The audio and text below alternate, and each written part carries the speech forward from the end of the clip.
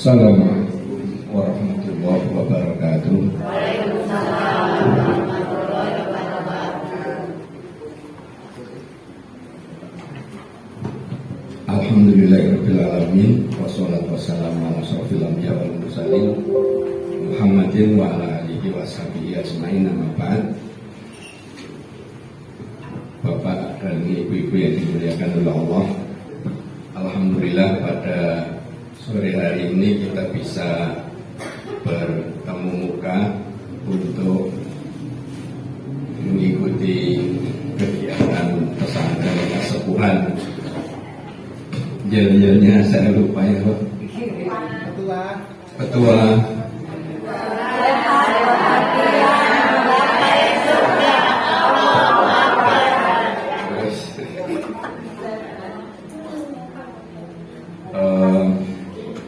Yang diamanahkan kepada saya itu tentang mengenal sistem warisan dalam Islam. Jadi kan kalau di Indonesia mengikuti hukum positif, laki perempuan dapat jatah yang sama. Bahkan di beberapa daerah warisan itu ya anak terbesar saja yang mewarisi, yang adik-adiknya nggak berhak. Kalau dulu zaman jahiliyah yang laki-laki saja yang dapat, anak perempuan tidak dapat. Jadi sistem pembagian warisan dalam Islam itu yang paling adil dan proporsional. Membahas tentang warisan ini biasanya diawali dengan harta yang ditinggalkan oleh si mayit. Jadi harta yang ditinggalkan oleh orang yang meninggal dunia itu peruntukannya seperti apa ya? Maka menurut ulama, harta yang ditinggalkan oleh si mayit pertama adalah untuk biaya pengurusan jenazah. Jadi kalau di satu daerah itu tidak ada dana sosial atau masjid tidak menyediakan kain kafan, terus kapur barus, terus biaya penggalian kuburan, maka yang menanggung ya keluarga si mayit. Dan diambilkan dari mana? Dari dana yang ditinggalkan oleh si mayit. Jadi yang pertama kali adalah dana harta yang ditinggalkan oleh si mayit untuk biaya pengurusan jenazah. Terus setelah digunakan untuk pengurusan jenazah, dari beli kain kafan, biaya memandikan jenazah, terus mengantar jenazah dari rumah duka ke tanah pemakaman, terus sewa tanah dan seterusnya. Sekarang untuk beli tanah itu ya mahal juga. Kalau di IPHI Jebres yang tipe A itu 5 juta ya. Jadi itu yang, tapi kalau yang beli pertama-tama dulu ya masih 3,5 juta, sekarang sudah 5 juta. Jadi ya itu ya bagian dari persiapan ya. Itu yang pertama.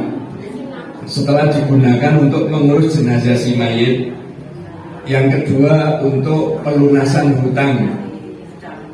Jadi si mayit ternyata punya hutang. Makanya Rasulullah SAW ketika mau mensolati jenazah itu bertanya kepada jamaah, apakah si mayit ini punya hutang? Terus jamaah menjawab, ya punya hutang. Terus apa dia meninggalkan warisan? Ya. Akhirnya Rasulullah mau mensolati, mengimami sholat jenazah. Karena kalau punya warisan kan berarti setelah digunakan untuk pengurusan jenazah ya untuk pelunasan hutang. Jadi untuk pelunasan hutang. Mimba diwasiatin yusi biha audain. Jadi pembagian warisan itu setelah penunaian wasiat dan pelunasan hutang.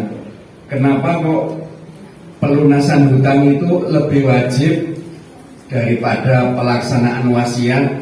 Cuman di dalam Al-Quran hutang itu kok disebut belakangan. Menurut ulama, untuk hutang itu pasti akan ada yang datang menagih.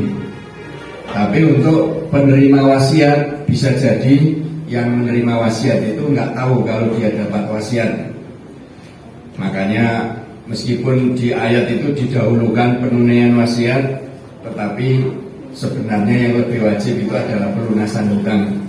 Jadi hutang ini harus lunas sebelum kita melakukan perjalanan setelah kematian selanjutnya, ya, karena hutang ini akan menjadi penghalang. Jangankan kita mati biasa-biasa saja, orang yang gugur di medan perang, mati syahid, itu belum bisa dimasukkan surga selama hutangnya belum beres. Dulu ada Hudzaifah ibnul Yaman.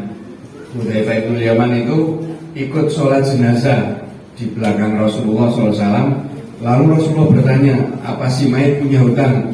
Ya. Terus apa dia punya warisan? Tidak ada. Akhirnya Rasul mengatakan, kalau begitu saya tidak mau mensolatinya.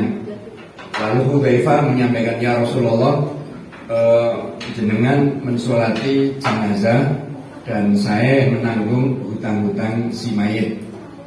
Akhirnya karena ada yang menjamin dan menanggung hutangnya, Rasulullah mau mengimami. Tapi setelah itu Rasulullah ketika ketemu Hudzaifah selalu ditegur, Hudzaifah, hutang si mayit sudah kamu lunasi belum? Ya Rasulullah, baru saja kemarin kok sudah ditanyakan. Besoknya lagi ketemu, ditanya lagi, gimana hutang si fulan sudah kamu bayar? Belum. Setelah hari yang kesekian, Hudzaifah ditanya terus menjawab, iya sudah. Lalu Rasulullah mengatakan, al-an barodat jildatu. Jadi baru sekarang kulit si fulan di dalam kubur itu dingin. Berarti menunjukkan bahwa ketika dia punya hutang dan tidak membayar, tidak dilunasi, itu dia mendapatkan siksa kubur. Tapi menurut ulama, dia mendapatkan siksa kubur itu ketika dia hutang tidak ada niatan untuk melunasi. Jadi memang sengaja utang isutang. Jadi utang tapi niatnya itu ngemplang atau apa ya, maka nanti disisa di alam kubur. Tapi kalau ngutang terus ada niat segera melunasi, tapi karena qadarullah meninggal dunia, ya insya Allah Allah yang akan mengampuni dan memaafkan. Terus setelah digunakan untuk melunasi hutang, baru digunakan untuk menunaikan wasiat. Jadi wasiat, jadi nanti dalam Islam itu ada zakat, ada sodako, ada hibah, ada hadiah, ada wasiat, ada warisan. Wasiat itu diucapkan sebelum seseorang meninggal dunia, tapi pelaksanaannya setelah si fulan itu meninggal dunia. Misalnya Bapak A, dia mengatakan, nanti kalau saya meninggal dunia tolong 5 juta untuk pembangunan di masjid, atau kebun yang di daerah ini tolong dikasihkan kepada si fulana. Jadi nembungnya itu ketika masih hidup, tapi pelaksanaannya setelah meninggal dunia, itu namanya wasiat. Untuk wasiat itu pertama tidak boleh lebih dari sepertiga harta yang ditinggalkan oleh si mayit. Jadi misalkan si mayit meninggalkan harta 1 miliar katakanlah, maka untuk wasiat itu tidak boleh lebih dari sepertiga. Jadi wasiat itu maksimal hanya 300 sekian juta. Kalau lebih dari itu nunggu izin ahli waris semuanya. Kalau ahli waris nggak setuju, ya maksimal sepertiga. Jadi karena harta yang ditinggalkan itu ya hak si fulan dan juga hak ahli waris. Dan wasiat itu kadang dicurigai untuk mempersedikit jatah ahli waris. Kalau dicurigai seperti itu ya wasiatnya tidak boleh dilaksanakan. Jadi misalkan hubungan antara si mayit dengan ahli warisnya kurang bagus, makanya terus sebelum meninggal dunia dikasihkan hartanya. Itu tidak boleh kalau ada kecurigaan mau mempersulit ahli waris. Jadi harus tengah-tengah ya, maksimal hanya sepertiga. Terus wasiat juga tidak diperbolehkan diberikan kepada ahli waris yang menerima warisan. Misalnya, tolong kalau saya meninggal dunia, harta saya sekian juta untuk ibu saya, sekian juta untuk bapak saya. Kalau bapaknya nanti mewarisi, ibunya mewarisi, ya nggak boleh menerima wasiat, karena la wasiata li warithin. Tidak boleh menerima wasiat atau tidak boleh memberikan wasiat kepada ahli waris. Ya karena nanti jatahnya double dari wasiat dan dari warisan, makanya tidak boleh. Kecuali ahli waris itu terhalang, misalnya kakak laki-laki hidupnya agak rekoso, terus kemungkinan terhalang oleh anak si mayit, maka boleh wasiat kepada si kakak. Nanti kalau saya meninggal dunia, tolong sekian juta diberikan kakak saya, karena kakaknya ini nanti akan terhalang oleh si anak si mayit. Jadi kakak terhalang, anak ini kalau ada anak laki-laki, harta itu nggak kemana-mana. Jadi semuanya mewarisi setelah intinya ya si anak ini menjaga harta itu tidak sampai ke samping kemana-mana. Jadi itu wasiat itu tidak boleh lebih dari sepertiga dan tidak boleh diberikan kepada ahli waris yang mendapatkan warisan. Ahli waris yang terhalang mendapat warisan boleh menerima wasiat. Jadi kalau sudah untuk biaya pengurusan jenazah selesai, masih ada banyak hartanya, untuk melunasi hutang masih ada banyak, terus setelah itu wasiat dicek ada wasiat atau enggak, sudah ada terus dilaksanakan, baru sisanya itu dibagikan kepada ahli waris. Jadi diberikan kepada ahli waris. Intinya ahli waris itu jatahnya paling akhir, karena harta itu yang utama ya untuk si pemilik sendiri, yaitu si mayit. Tradisi orang Jawa itu ngasihkan warisan ketika mereka masih hidup. Jadi ada tetangga saya itu punya rumah, itu separuh untuk anak pertama, separuh untuk anak kedua. Terus padahal bapak ibu yang memberikan itu masih hidup. Akhirnya malah bapak ibunya itu tidur di emperan karena merasa itu sudah menjadi hak anaknya. Jadi itu kasihan. Terus ya anaknya yang nggak paham agama, mau usaha ya untuk melanjutkan penghidupannya dengan buka warung, itu anaknya menolak karena warungnya itu di depan rumah itu, dan terus nggak usah buka warung, isin-isini, jadi bikin malu anaknya. Akhirnya ya ini, jadi makanya Islam itu sudah mengatur warisan itu setelah pemilik harta meninggal dunia. Jadi itu untuk pengamanan. Jadi untuk pengamanan agar si mayit tidak didurhakai ketika dia masih hidup. Karena orang itu akan takut, segan, hormat, berbuat baik kalau ada maksud tertentu ya.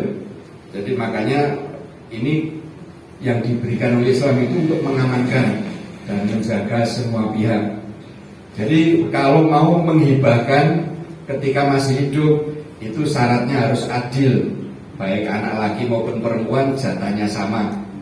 Dulu ada Basir, nama sahabat Nabi Basir itu memberikan hadiah atau pemberian kepada anaknya yang namanya Nu'man, dan ingin menjadikan Rasulullah sebagai saksinya.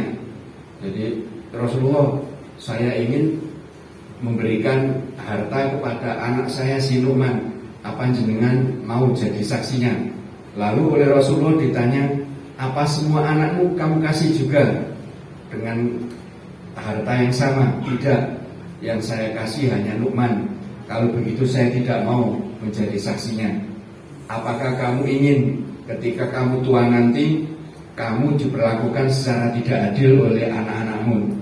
Jadi kalau memang diberikan ketika masih hidup, yaitu bukan warisan tetapi itu hibah.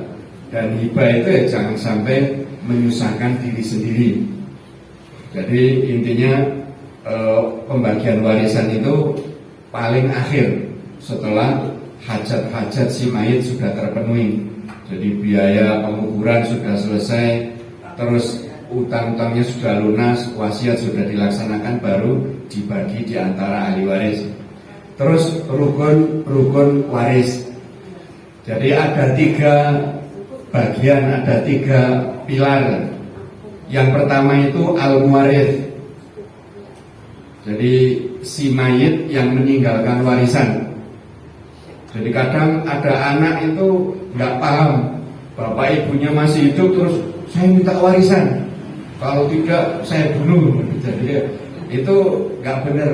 Warisan itu diberikan kalau yang punya harta itu sudah meninggal dunia. Jadi ada muwaris, terus ada alwaris, kerabat yang hidup yang berhak menerima warisan. Jadi itu yang mewariskan harta, terus yang mewarisi harta, dan yang ketiga ini yang terpenting, harta yang ditinggalkan oleh si mayit.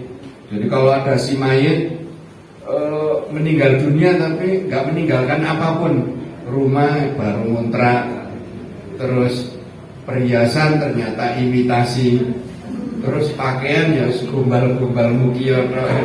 Jadi untuk istrinya hanya diwariskan status janda. Syukur kalau masih janda muda itu mungkin nanti harapannya dapat jodoh yang lebih baik ya. Anaknya diwarisi ya status yatim.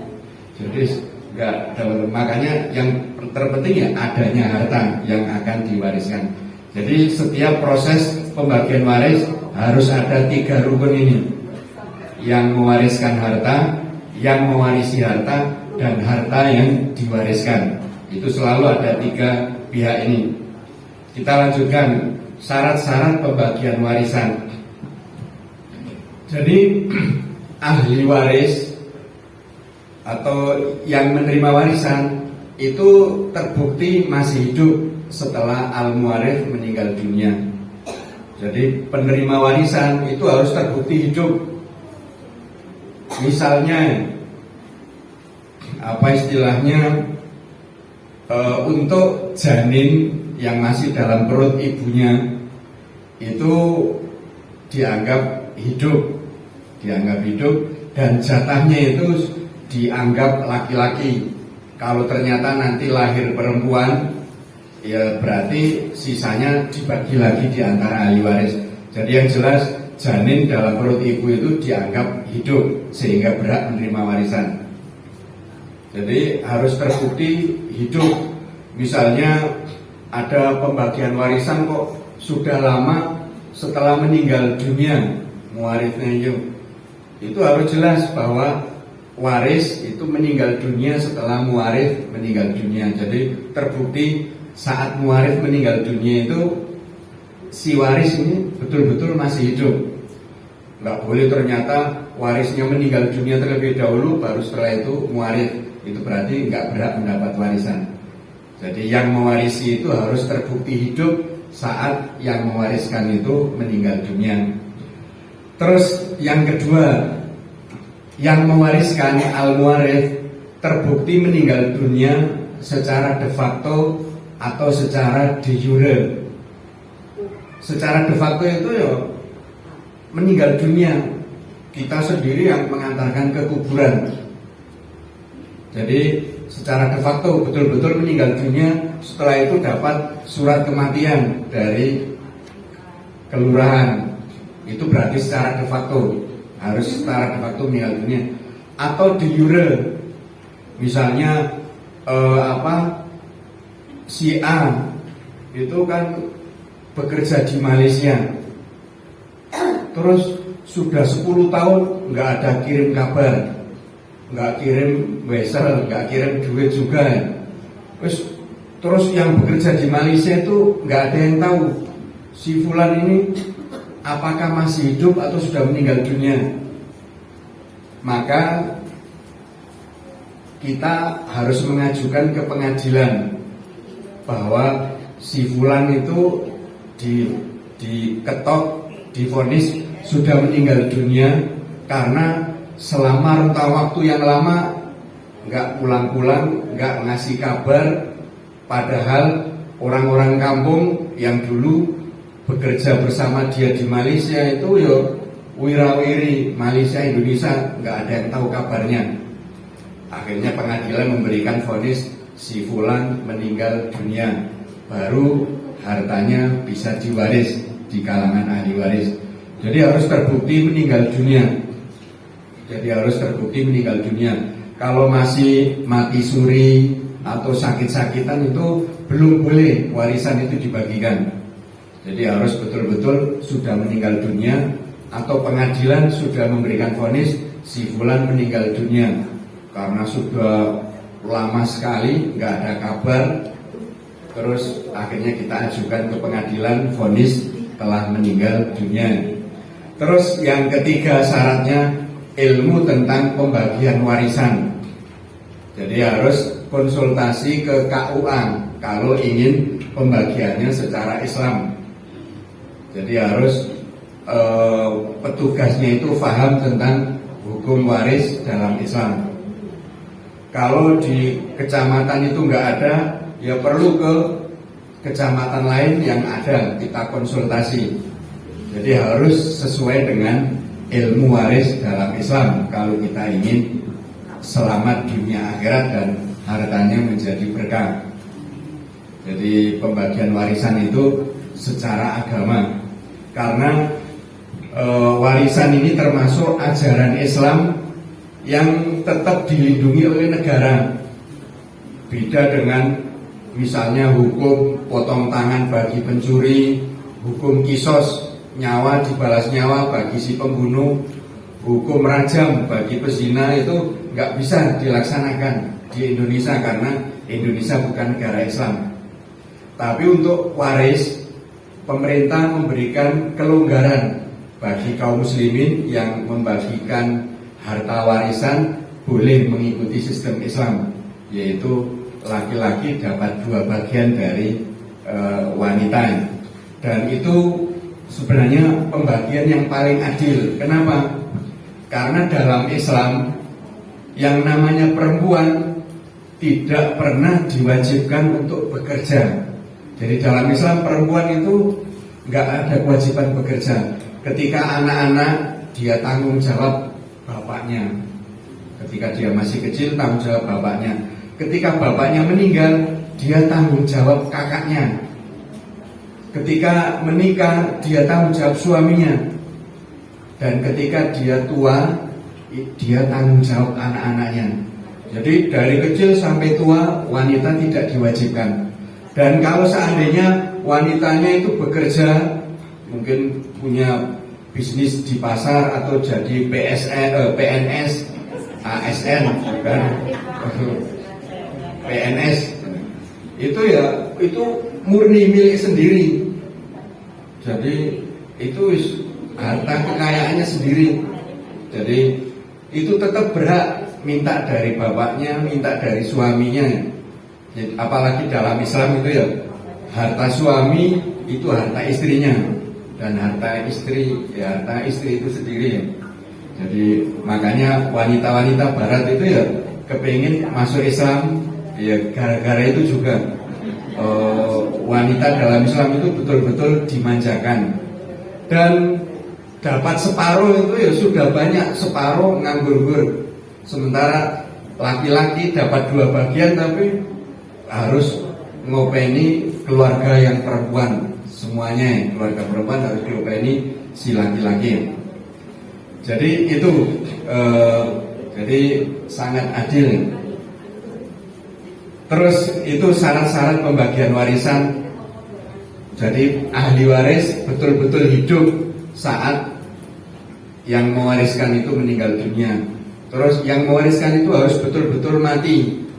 Jadi tidak sakit-sakitan terus dianggap mati saja, atau warisannya dibagi, itu dosa besar. Jadi harus de facto dan de jure atau de jure. Terus sebab-sebab mendapat warisan.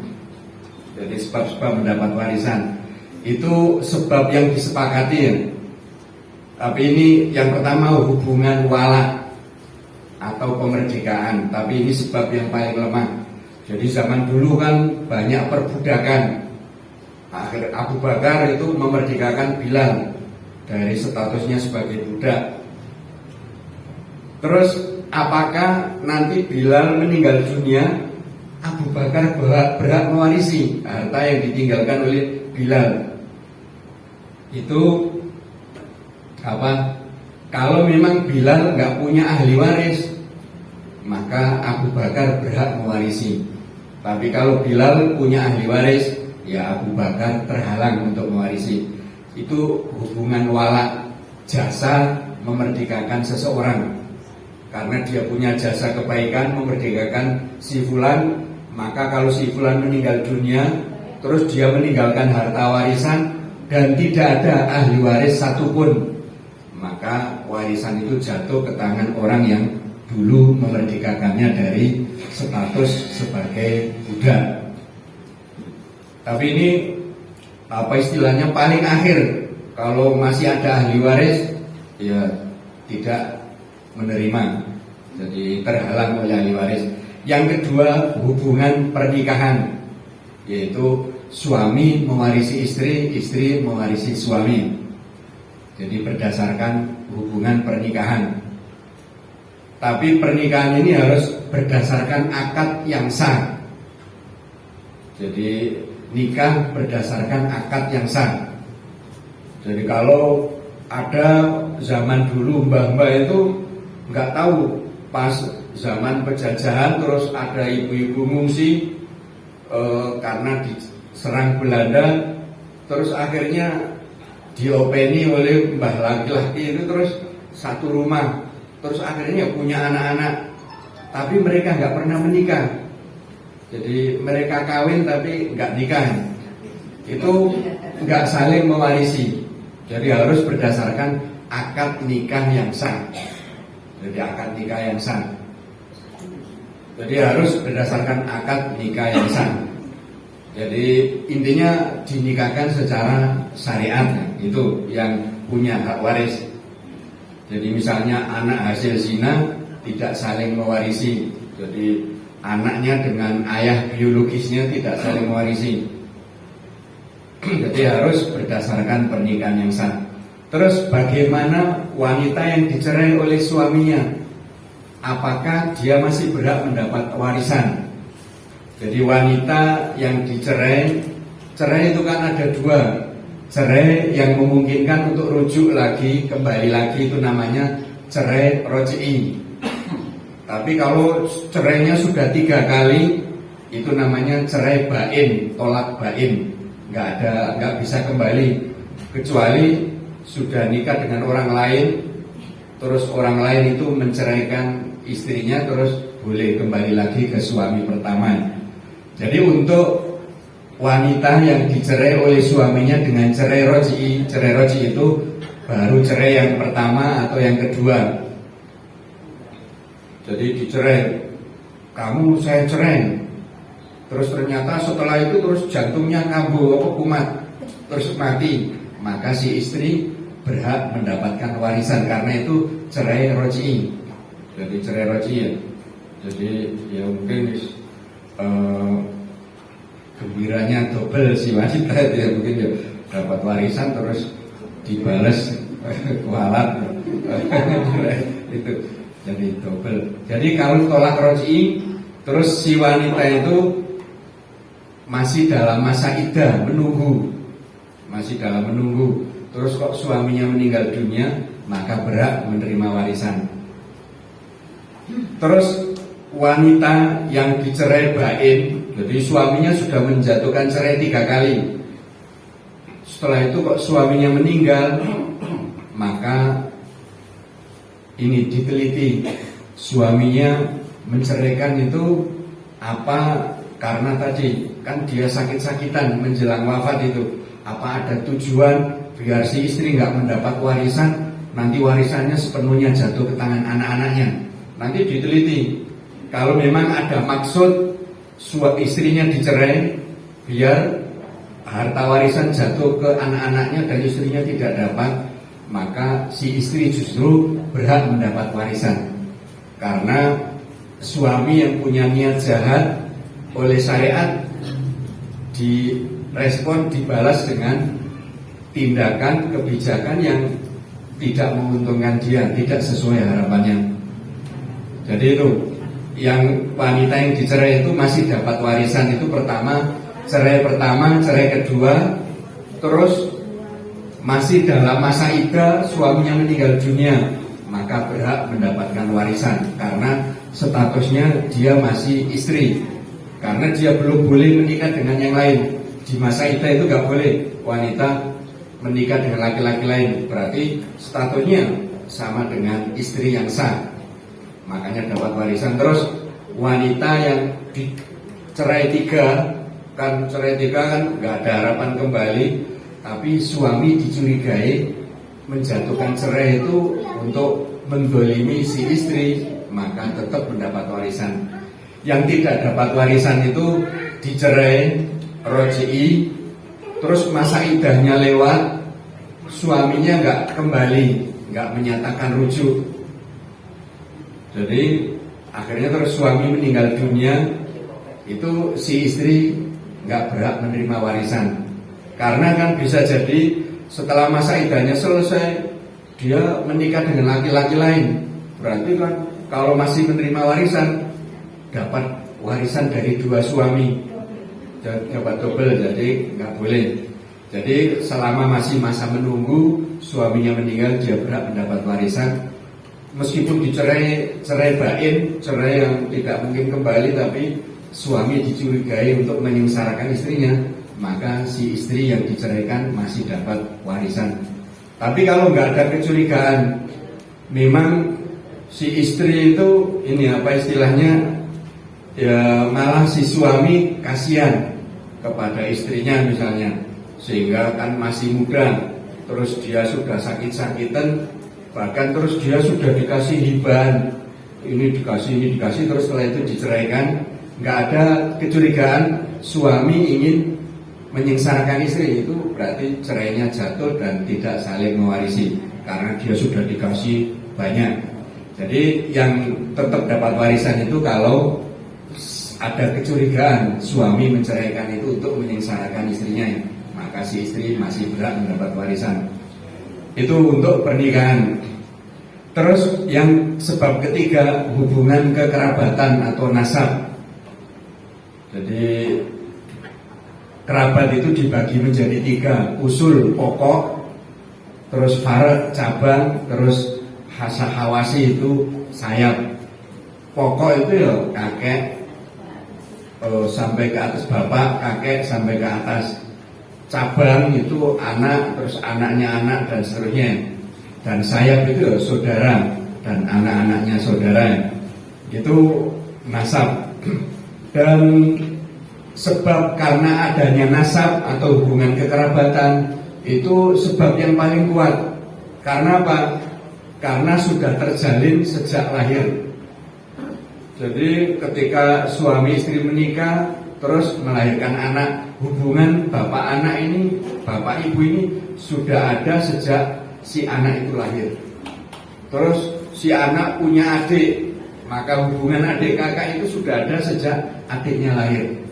Jadi sebab nasab ini yang paling kuat karena sudah terjalin sejak lahir. Beda kalau nikah kan, ketika dewasa baru ketemu suami dengan istri. Terus tidak bisa hilang. Jadi hubungan adik kakak, bapak anak itu tidak bisa. Meskipun sudah dihapus dari kakak, pokoknya karena ada anak nggak nurut orang tua terus dicoret dari kakak. Itu kalau hukumnya ikut syariat, ya tetap berhak mendapat warisan. Tapi kalau hukumnya hukum nasional atau hukum positif pemerintah, ya mungkin nggak berhak mendapat warisan. Tapi kalau menurut Islam masih dapat. Dihilangkannya dari kakak itu tidak menghilangkan hubungan bapak anak, kakak adik. Jadi itu tidak bisa hilang meskipun dihapus dari kakak. Jadi tidak bisa hilang. Beda dengan nikah, bisa terjadi perceraian. Jadi nikah kan bisa cerai. Jadi akhirnya nggak saling mewarisi. Terus nasab ini bisa mengurangi hajbun nukson. Jadi misalnya ya, bapak-bapak saja yang meninggal, bukan ibu-ibu. Ada bapak-bapak meninggal dunia, terus meninggalkan anak dan istri. Maka anak itu bisa menghalangi istri yang tadinya istri itu jatahnya 1/4 karena punya anak, maka istri dapat 1/8. Itu namanya hajbun nukson, mengurangi jatah. Jadi istri jatahnya hanya 1/8 karena suaminya punya anak, baik dari rahim si istri maupun dari istri sebelumnya. Jadi kalau misalnya ibu-ibu mau nikah dengan duda, ya, lihat dulu apa punya anak, gitu ya. Nanti bisa mengurangi jatahnya, meskipun bukan lahir dari rahim si ibu itu. Jadi hajbun nukson. Sebaliknya, istri meninggal dunia, suami yang tadinya dapat separuh, setengah karena ada anak, meskipun anaknya itu dari suami pertama, maka jatah untuk suaminya hanya 1/4. Jadi nasab ini bisa hajbun nukson, mengurangi jatah ahli waris dari sebab lain, dari pernikahan. Dan bisa juga menghalangi secara total atau hajbul khirman. Sebab wala tadi Abu Bakar memerdekakan Bilal, tapi ternyata Bilal menikah dan punya anak, maka anaknya Bilal menghalangi Abu Bakar untuk bisa mewarisi hartanya si Bilal. Ini namanya hajbul khirman, menghalangi secara total. Jadi menjadi tidak menerima warisan karena terhalang oleh anaknya Bilal yang dimerdekakan oleh Abu Bakar. Terus karena nasab bisa mewarisi dengan al-farad. Jadi pembagian warisan itu ada yang mewarisi sisa, itu namanya asoba. Dan ada yang mewarisi bagian tertentu, ada setengah, ada 1/4, ada 1/8, ada 1/3, ada 1/6, ada 1/3, 2/3, 1/6. Jadi itu bagian-bagian. Jadi untuk nasab ini bisa mewarisi secara bagian. Misalnya bapak itu kalau anaknya meninggal dunia, bapak ini dapat 1/6. Bapaknya dapat 1/6. Kalau anaknya meninggal dunia, bapak mendapat warisan 1/6. Terus kalau anaknya yang meninggal ini nggak punya anak laki-laki, maka bapak ini mewarisi 1/6, terus dapat tambahan sisa. Jadi setelah dibagi, ahli waris yang punya bagian-bagian kok ada sisanya, kembali ke bapak. Jadi 1/6 plus sisa. Itu kelebihan, keunggulan hubungan nasab. Jadi bisa mewarisi bagian tertentu, juga bisa mewarisi sisa. Seperti anak laki-laki itu mewarisi sisa, tapi jangan salah, sisanya banyak. Jadi karena kan ahli waris itu misalnya istri ya dapat 1/4, kalau ada anak kan 1/8. Terus kalau ibu 1/6. Jadi harta warisan dikurangi 1/6 dan 1/8 kan masih banyak itu. Maka sisanya itu ke anak semua. Kalau anaknya itu anak laki dan anak perempuan, ya sisanya itu dibagi menjadi 3 bagian. 2 bagian untuk anak laki-laki, 1 bagian untuk anak perempuan. Jadi intinya sebab karena nasab, hubungan kekerabatan itu sebab yang paling kuat, ya. Terus ada sebab-sebab pendapat warisan yang masih diperselisihkan, misalnya kesamaan agama. Misalnya ada si mayit, dia pengusaha sukses, terus istrinya meninggal dunia, terus belum punya anak, terus dia bucin dengan mendiang istrinya yang nggak mau nikah lagi, terus nggak punya kerabat, dia datang ke daerah itu dari perantauan. Apakah kaum muslimin di desa itu berhak mewarisi orang yang meninggal dunia tadi? Itu masih diperdebatkan di kalangan ulama. Ada yang mengatakan ya nggak apa-apa dibagi orang kampung yang Islam, kan mereka lebih dekat daripada yang lain, mau nggak punya kerabat, lebih baik dibagikan ke sesama kaum muslimin.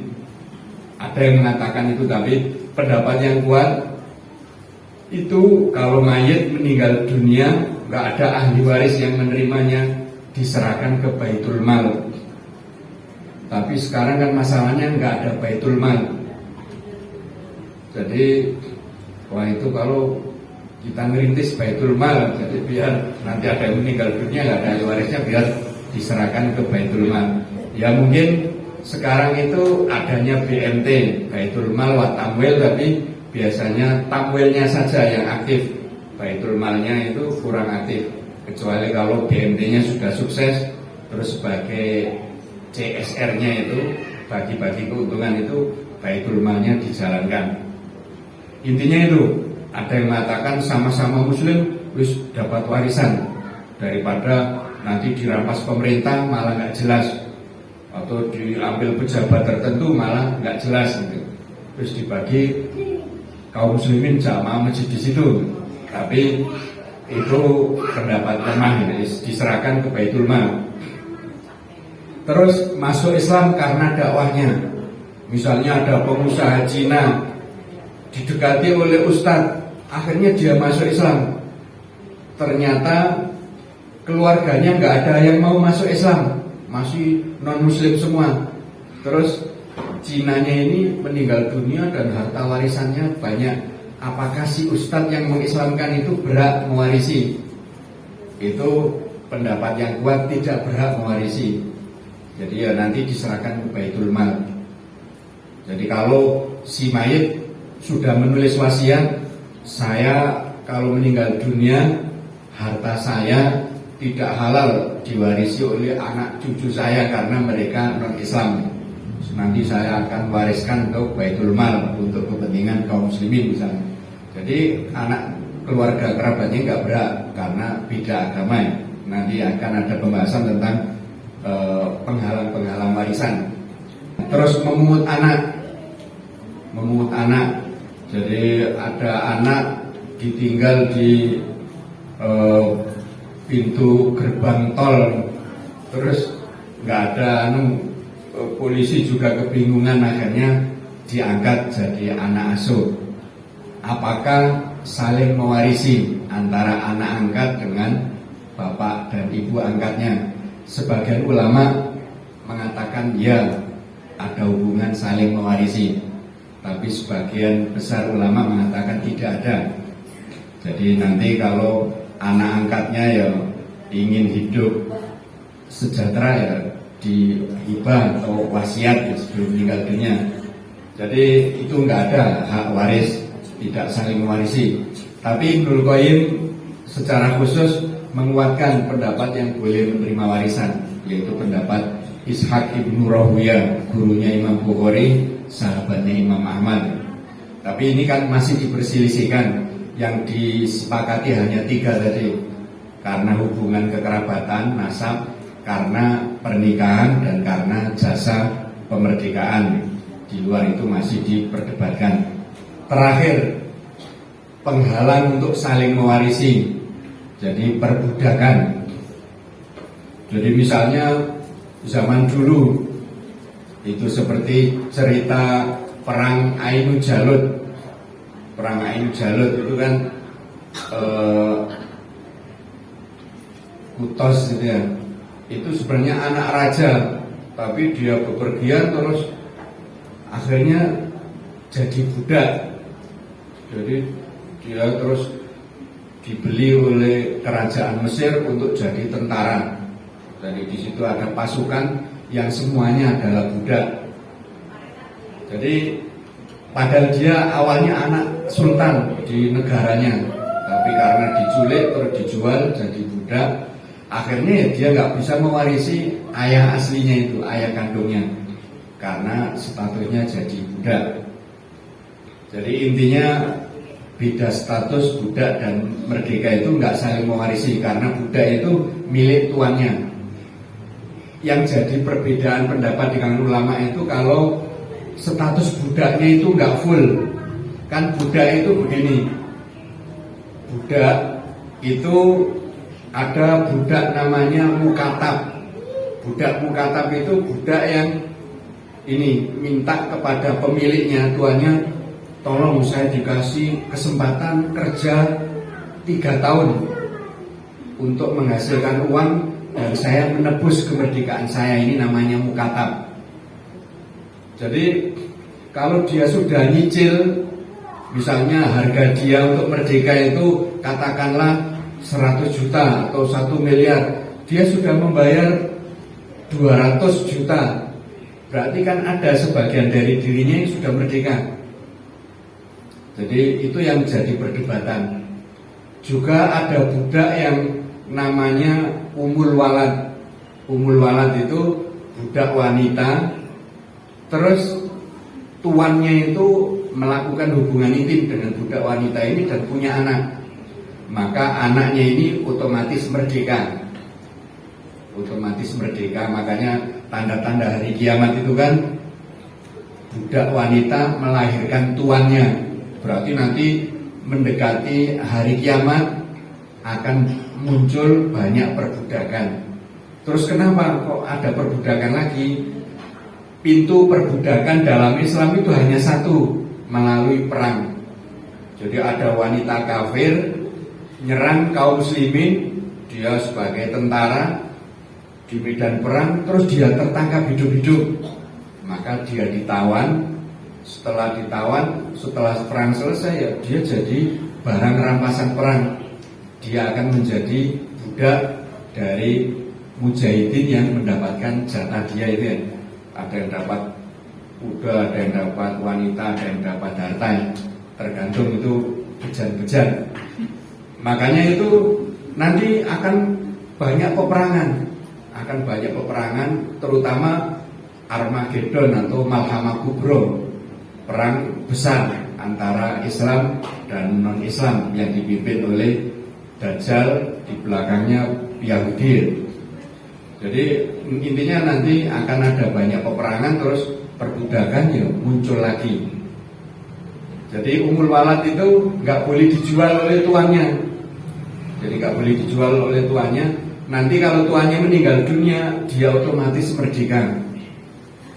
Jadi otomatis merdeka. Makanya ya ini kan separuh merdeka, separuh masih budak. Ya karena tuannya masih hidup berarti, dan dia nanti merdeka setelah tuannya meninggal dunia. Ada nanti budak itu muba'al. Muba'al itu ada 5 orang patungan beli budak. Wah, kita patungan beli budak wanita karena mungkin punya kebun atau punya apa, terus dipekerjakan di situ. Atau wanita ini pandai masak, terus dibeli untuk jadi juru masak. Akhirnya 2 orang memerdekakan jatahnya. Saya kan bagian saya merdekakan, yang kedua ya bagian saya juga saya merdekakan. Makanya untuk perbudakan ini kalau dia masih punya bagian yang merdeka, maka dia punya hak untuk apa istilahnya mewarisi dan diwarisi. Kalau dia masih punya sisi yang merdeka, jadi tidak budak seutuhnya, ada sisi yang merdeka. Tapi perbudakan secara rinci tadi itu menghalangi proses saling mewarisi antara 2 orang itu. Tapi bagian yang merdeka ini memungkinkan Kalau dia punya anak ya anaknya mendapat warisan, kalau dia anak ya dapat warisan dari ayahnya sesuai dengan bagian yang dari dirinya yang sudah merdeka. Terus pembunuhan, jadi ada anak tergesa-gesa ingin mendapat warisan terus ayahnya dibunuh. Oh, ayah kok nggak mati-mati, saya kapan bisa merasakan warisannya, terus dibunuh. Maka justru si anak ini nggak berhak mendapat warisan. Laisa liqatilin miroth, tidak ada hak waris bagi si pembunuh. Jadi makanya dalam kaidah usul fikih itu ini ada kaidah manta jalasean qabla awanihi uqiba bihirmani. Barang siapa tergesa-gesa memiliki sesuatu sebelum waktunya, yang didapatkan justru sebaliknya. Dan ternyata itu menjadi kaidah kehidupan.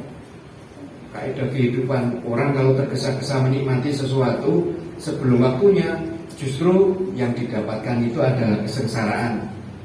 Belum saatnya menikmati pasangannya, tapi dia sudah menikmati, akhirnya hamil di luar nikah, terus disuruh aborsi, menggugurkan, ternyata gagal, akhirnya meninggal dunia, terus dia akhirnya di penjara. Ya kalau mau bersenang-senang dengan pasangan ya harus nikah dulu, baru bersenang-senang. Jadi itu tergesa-gesa menikmati sesuatu sebelum saatnya, akhirnya dapat yang sekebalikannya. Jadi itu diambilkan dari ini, pembunuh ayahnya agar cepat-cepat dapat warisan itu malah terhalang untuk mendapatkan warisan. Terus apakah semua pembunuh itu tidak berhak mewarisi dari harta yang orang yang terbunuh atau yang dibunuh? Itu kalau pembunuhannya tidak betul, tidak atas dasar hak. Misalnya ada orang dikerja di Arab Saudi karena badannya kekar, di Saudi diterima jadi eksekutor hukum pancung. Jadi dia karena badannya besar, kan hukum pancung dalam Islam itu ternyata yang paling manusiawi.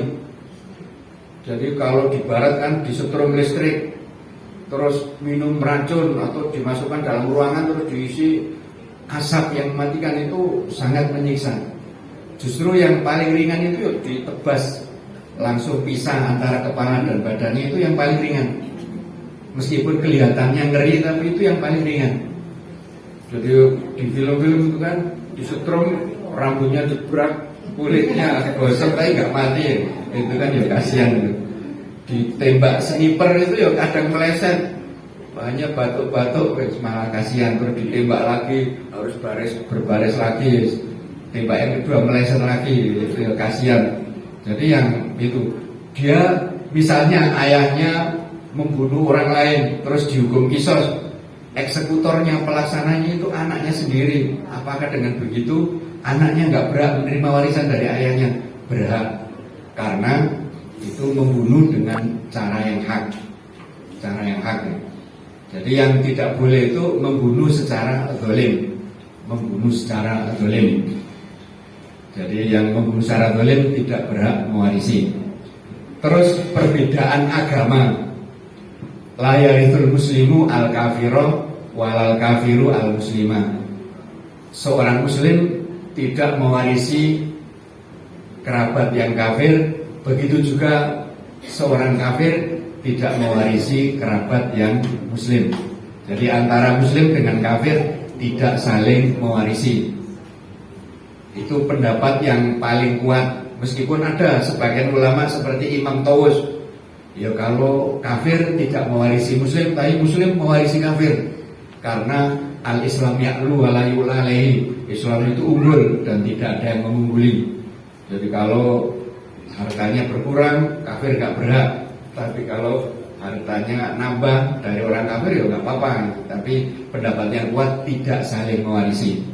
Jadi tidak saling mewarisi. Jadi makanya kalau misalnya kita masuk Islam, bapak kita masih kafir, ya sebagaimana kita merayu agar dia ngasih sesuatu ketika dia masih hidup. kita baik-baikan saja biar dapat hibah. Jadi yang nggak berhak itu memang waris. Jadi tapi kalau wasiat ya terserah mereka. Kalau wasiat nggak apa-apa, yang dilarang itu hanya warisan. Jadi minta hibah pada saat hidup, wasiat. Jadi ketika ayahnya masih hidup, Pak, nanti kalau meninggal tolong tulis wasiat untuk saya sekian. Itu nggak apa-apa. Yang dilarang itu hanya menerima warisan. Jadi itu perbedaan agama. Jadi mengkafirkan orang itu dosa besar. Kalau dia tidak berhak dikafirkan, justru kekafiran itu kembali ke kita. Makanya tidak boleh gampang-gampangan mengkafirkan. Terus yang membuat seseorang kafir itu kalau kufur besar. Kufur kecil itu tidak mengeluarkan dari agama Islam. Misalnya itu ada hadis ya, man atakahinan lam tuqbal sholatuhu arba'ina yauman. Barang siapa mendatangi dukun, tidak apa istilahnya, tidak diterima sholatnya 40 hari. Wa man atakahinan fasaddaqahu bima qala faqad kafara bima unzila ala Muhammadin. Barang siapa datang ke dukun terus dia mempercayai ramalan si dukun, maka dia telah kafir dengan ajaran yang diturunkan kepada Nabi Muhammad. Menurut kebanyakan ulama, datang ke dukun itu kufur kecil atau syirik kecil. Jadi syirik kecil, kufur kecil itu tidak sampai mengeluarkan seseorang dari agama Islam.